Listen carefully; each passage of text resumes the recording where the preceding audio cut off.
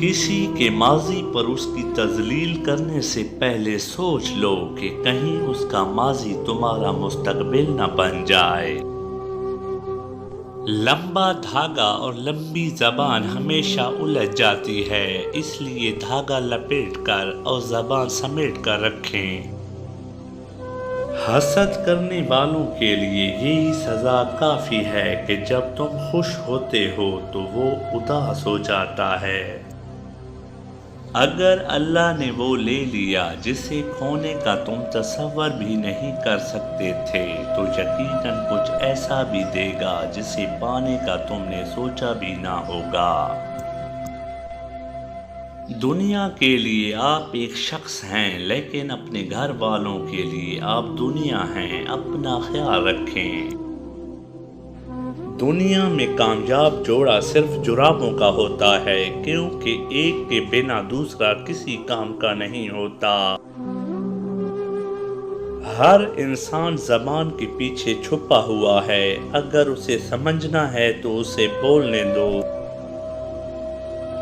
کسی سے بغض رکھنے کا مطلب یہ ہے کہ آپ کسی کو اپنے دماغ میں بغیر کرائے کے رہائش کے لیے جگہ دیتے ہیں۔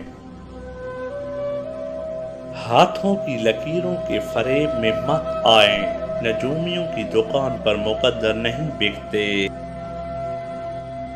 دنیا فتح کرنی ہے تو آواز اور لہجے میں نرمی پیدا کرو، کیونکہ لہجے کا اثر الفاظ سے زیادہ ہوتا ہے۔ تکلیف میں صبر سے کام لو، کیونکہ سونے کو آگ سے آزمایا جاتا ہے اور مومن کو تکلیف سے۔ یوں ہی نہیں ہوتی ہاتھوں کی لکیروں کے آگے انگلیاں، رب نے بھی قسمت سے پہلے محنت لکھی ہے۔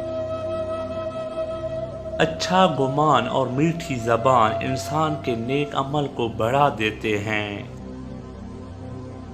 صرف اللہ کی ذات ایسی ہے جو معافی مانگنے سے یہ نہیں پوچھتا کہ غلطی کیوں کی تھی۔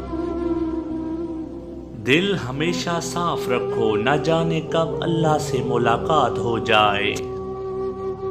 ہمیشہ خوش رہا کرو، کیونکہ پریشان ہونے سے کل کی مشکل دور نہیں ہو جاتی بلکہ آج کا سکون بھی چلا جاتا ہے۔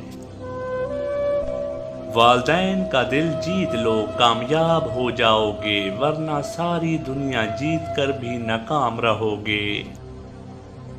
انسان کی سب سے بڑی دولت اس کا اچھا اخلاق ہے۔ اتنے رشتوں کا کیا فائدہ جب ہر دکھ اور تکلیف اکیلے ہی دیکھنی ہے۔ خود کو اتنا مضبوط کر لو کہ اپنا غم خود اٹھا سکو۔